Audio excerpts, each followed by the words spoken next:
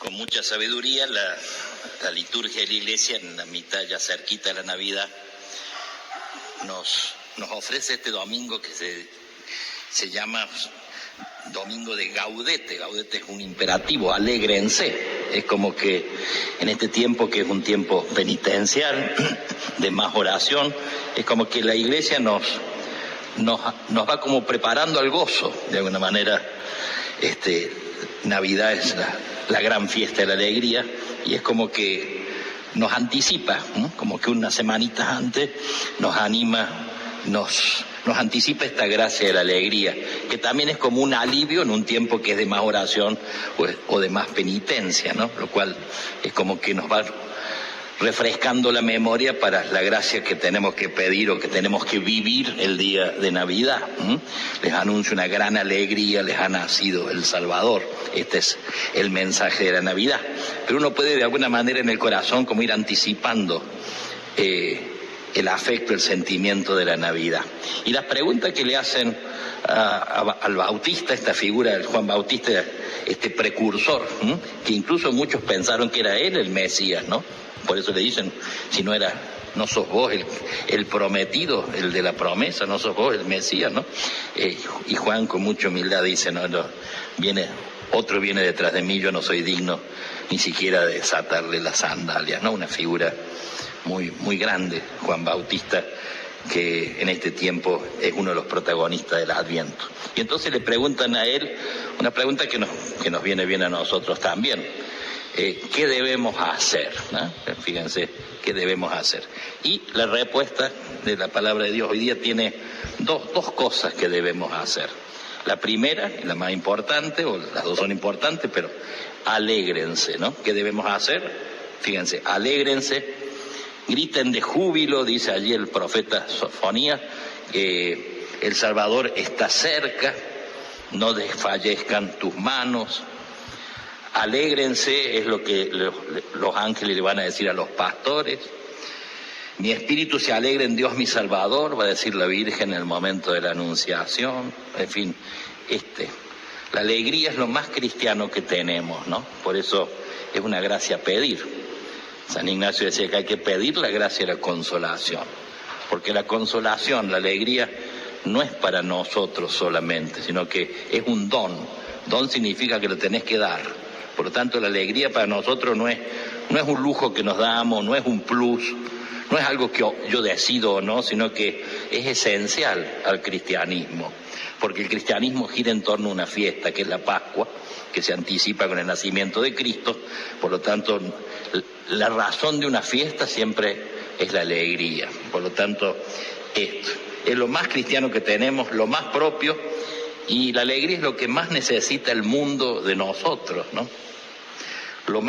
Lo que más necesita después de la caridad, por supuesto. Fíjense, San Pablo cuando habla primero la caridad, después la alegría entre los dones del Espíritu Santo, ¿no? O sea, necesitamos ser una iglesia alegre, ¿no? A veces la iglesia está tentada de tristeza, y a veces nosotros, ¿no? A veces a los curas, a los obispos, a los religiosos, a los ministros nos critican, y con razón, de que somos medios amargos, medios serios, medios tristones, pero como cristianos no solo. Necesitamos ser una iglesia alegre. La iglesia, dice el Papa Francisco, no es una empresa de pompas fúnebres. La iglesia no es un rejunte de entristecidos, sino justo lo contrario, ¿no? Por lo tanto, primer gran desafío, ¿qué debemos hacer? Alégrense, ¿no? Pedirle gracia. Fíjense, cuando Sofonías invita al pueblo a alegrarse, no le está hablando a un pueblo en el mejor momento, sino en su peor momento, en el momento de mayor crisis del pueblo de Israel. O sea, es la alegría aún en medio de las contradicciones. A veces uno dice, cuando pasen las contradicciones yo voy a estar... Nunca pasan. Los monjes decían con mucha sabiduría, no termina una contradicción que ya empieza otra, ¿no? A veces uno dice, cuando se soluciona este problema, realmente cuando se soluciona el problema no es raro que surja otro. O sea, no podemos esperar que no haya problemas para estar contentos, sino en medio de las contradicciones, a pesar de las contradicciones, justamente lo nuestro es una alegría que se animan no a desentenderse de las cosas de este mundo, pero a mirar más allá. Por lo tanto, primera gran gracia a pedir. ¿Qué debemos hacer? Alégrense. Y la segunda, que vuestra bondad sea conocida por todos. Es decir, ¿qué debemos hacer? Alégrense, la alegría, y sean buenos. Dos gracias que parecen sencillas, pero son no tan fáciles, ¿no? O sea, al pesebre es lindo llegar con un deseo, con un anhelo, y creo que frente al niño, lo primero que se moviliza en el corazón, en nuestro corazón, es el deseo de ser buenos, el deseo de limpiar nuestra mirada, muchas veces enturbiada por nuestra falta de inocencia.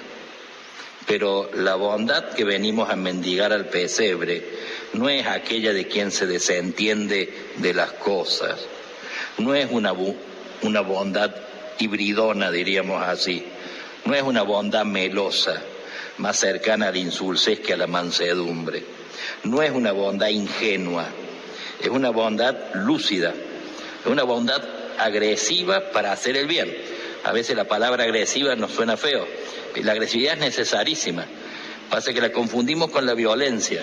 Cuando la agresividad se hace para hacer el bien, es una gracia muy importante, necesarísima. Los santos han sido grandes agresivos, en el buen sentido. La Madre Teresa es una agresiva, pero no agresiva. Cuando la agresividad se usa para hacer daño, se llama violencia. Pero el cristiano siempre es alguien agresivo, es alguien que lleva en su corazón el espíritu de lucha para hacer bien, no para hacer daño, ¿no? Por lo tanto, una bondad agresiva para hacer el bien, una bondad que a veces acaricia, que a veces grita, que a veces interpela, una bondad por la que pasa la ternura sin perder la fortaleza. Es curioso, por otro lado, nace Cristo, la bondad hecha carne, y comienzan las contradicciones, la matanza de los inocentes por parte de Herodes. No hay sitio en la posada, le van a decir a José y a María cuando golpean la puerta para que nazca el niñito. La huida a Egipto porque Herodes lo anda buscando para liquidarlo al crío. La cabeza de Juan, después, le corta la cabeza a Juan por ser, digamos, el anunciador de Jesús, ¿no? En fin, la bondad despierta agresividad, despierta, digamos así, la parte, uno puede decir como los buenos nos interpelan, en el fondo, ¿no? Se dice que hay dos formas de bondades, la de los inocentes, que son fundamentalmente los niños, los enfermitos, y la bondad de los caídos perdonados. Esta segunda es la nuestra.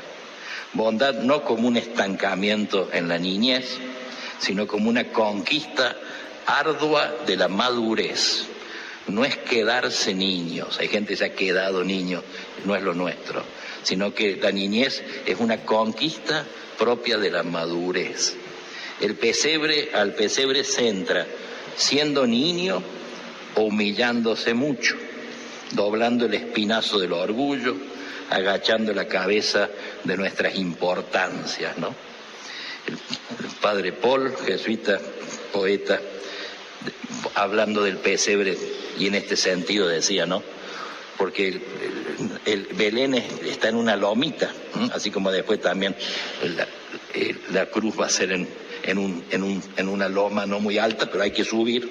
Belén también, ¿no? Entonces escribía y decía: subo doliente la empinada cuesta, trayéndome a mí mismo sin más guía que la avidez mendiga de respuesta.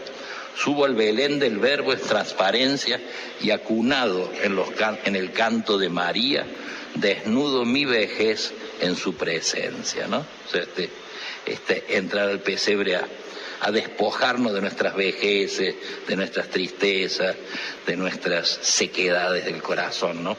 En todo caso, el peligro que acecha nuestra vida es confundir la bondad con no hacer algo malo, ¿tá?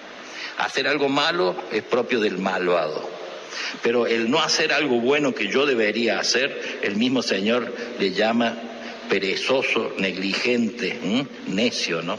Por lo tanto, esto no es solo no hacer daño, estar atento a ver cuál es el bien que tenemos que hacer, ¿no? Camus, en una de sus novelas, presenta la imagen dura de la portera de la Gestapo, que ella en planta baja escuchaba los gritos de las torturas, pero ella decía, no, yo soy portera, yo no, en eso no me meto, ¿no? Bueno, esta actitud no es solo no hacer daño, sino revisar cuál es el bien que yo debería hacer y que a veces uno, o por miedo, o por pereza, por lo que sea, deja de hacer, ¿no? Y por otro lado, el padre Arrupe solía decir que la bondad se manifiesta en las manos. Manos que ayudan, manos que enjugan lágrimas, manos que estrechan la mano del pobre y del enfermo para infundir valor, manos que abrazan al solo para darle ternura y al adversario para inducirlo al acuerdo, manos que escriben una hermosa carta a quien sufre, sobre todo si sufre por nuestra culpa, manos que saben pedir con humildad para uno mismo y para quienes lo necesitan, manos que no tienen miedo a los trabajos más humildes. ¿Qué debemos hacer para ser buenos? Una pregunta que esto que le hacen a Juan Bautista, también nosotros podemos hoy día preguntarle al Señor, ¿no? ¿Qué debemos hacer, Señor, para ser buenos, ¿no? Y seguramente, sin querer forzar, no hace falta ser muy genial, el Señor hoy día seguramente nos diría, ¿quieren ser buenos? Terminen con la guerra. No extorsionen, dice allí. No exijan más de lo estipulado. Si tienen 2 túnicas, compártanlas. Son todo lo que contesta Juan Bautista, ¿no? Que también nos sirve para nosotros. Y uno podría agregar, evitar la violencia, nos diría el Señor, la mentira, el acomodo, el chanchullo, la búsqueda del propio provecho a cualquier precio, como es el narcotráfico, como es la carrera armamentista, o en lo nuestro, a veces en lo doméstico, como lo hemos visto vergonzosamente como sociedad en la ley de juego online, sacrificando la salud física, espiritual, mental de niños y jóvenes. Que ninguno de nuestros abuelos quede sin un plato digno, nos diría, y la medicación que en justicia le tenemos que brindar, que no tengan que optar entre una cosa o la otra. ¿Qué tenemos que hacer? Hay que dejarse responder por el Señor. Al respecto decía el Papa Francisco, comentando la respuesta de Juan Bautista, a cada uno, interesante, dirige una palabra específica relativa a la situación de su propia vida, ¿no? La respuesta a la pregunta ¿qué debemos hacer en estos días previos a la Navidad?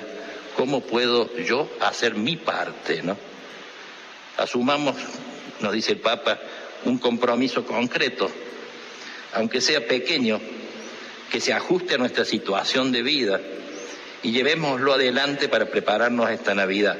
Por ejemplo, puedo llamar por teléfono a esa persona que está sola, puedo visitar a aquel anciano, a aquel enfermo, puedo hacer algo para servir a un pobre, a un necesitado, y además quizás tenga un perdón que pedir o un perdón que dar, una situación que aclarar, una deuda que saldar. Quizás he descuidado la oración y después de mucho tiempo es hora de acercarnos a pedir el perdón del Señor. En fin, como que cada uno, sería lindo que podamos pensar un gesto, algo, ¿qué puedo hacer? ¿Qué es lo que puedo hacer y que siento que vendría bien hacerlo, ¿no? Y no poner cosas imposibles, sino dada mi realidad y dado lo que puedo, ¿no? Con generosidad. La bondad de Jesús es la que describe Pablo. Dice, bueno, acercarse al pesebre es acercarse al misterio de la bondad. Y esto nos hace bien, es purificador, porque allí en el pesebre se encarna la bondad con mayúscula. En Jesús se realiza aquello que Pablo expresa en la primera carta de los Corintios, ¿no? Jesús, el bueno, Jesús es el paciente y servicial. Jesús es el que no conoce la envidia, el que no se deja morder por la tentación de la jactancia y el engreimiento, el que es sobrio, que no busca su propio interés, no se irrita, no toma en cuenta el mal, no se alegra con la injusticia y se alegra con la verdad. Jesús todo lo excusa, todo lo cree, todo lo espera, todo lo soporta, ¿no? Ser buenos. Por eso, para encontrar la respuesta a la pregunta ¿qué debemos hacer?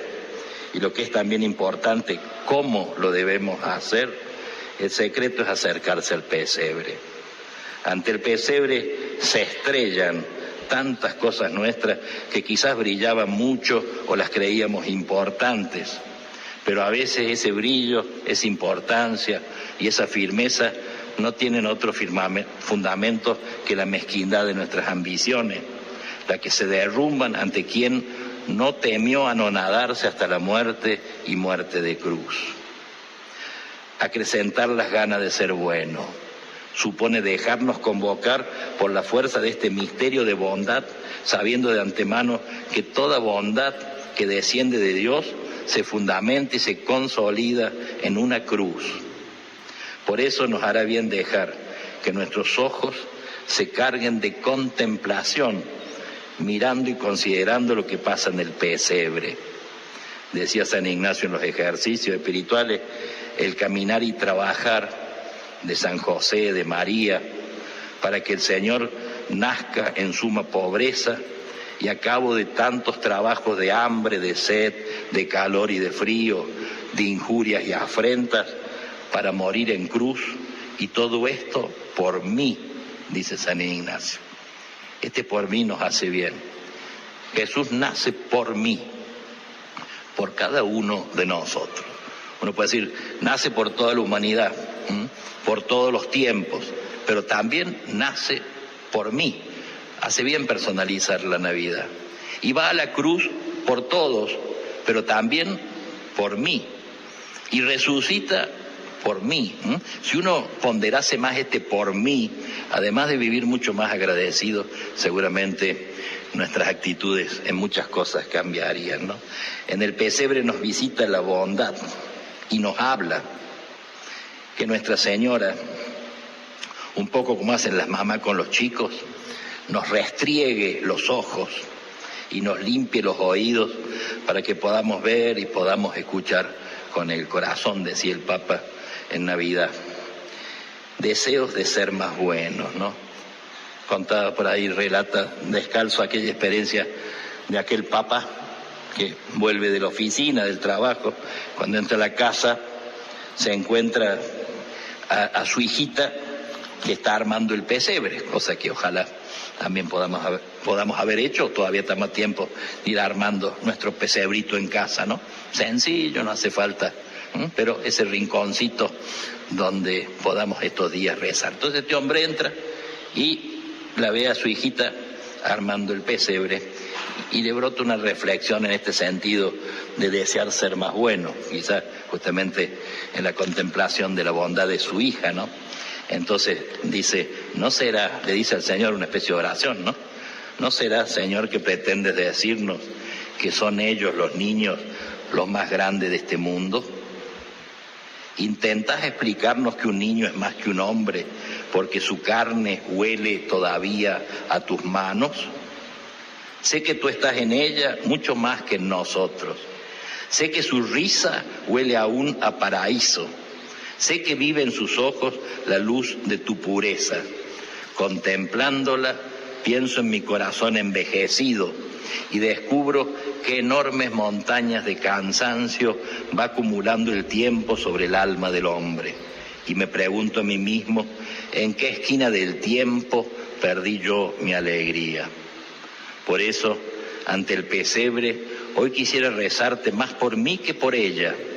Rezar por cuantos hemos perdido la alegría, por quienes no cabemos por la puerta pequeña que conduce a tu reino. Te suplico, Señor, que a ella las conserves tan niña como es, que no crezca entre luchas como he crecido yo, y que se vuelva limpio mi corazón como es el suyo.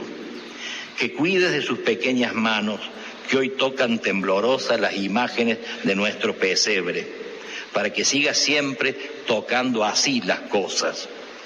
Que conserve su gozo, que detengas los años, que crezca como tú sin dejar de ser niña, y que su vida entera sea fresca y alegre como este tierno niño ante el que hoy te rezamos.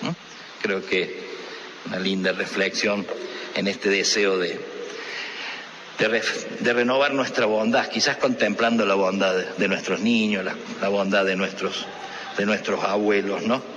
Pedir la bondad y pedir esa gracia de la alegría y del gozo, que esa sea especialmente, que nos llevemos de deber estas dos preguntitas: ¿qué debemos hacer, Señor? ¿No? Pero no el año que viene, hoy, y según lo que puedo, y según la realidad de mi familia, de mi trabajo, en fin, ¿qué debemos hacer? Y dejarnos decir en lo hondo del corazón: alegrate. Y lo segundo, sé bueno, anímate a renovar tu bondad. Que el Señor nos conceda esta gracia, Él que es la bondad hecha carne, que la Virgen, su Madre, nos ayude también a nosotros, allí junto al pesebre, junto a San José, junto al niño. Que así sea.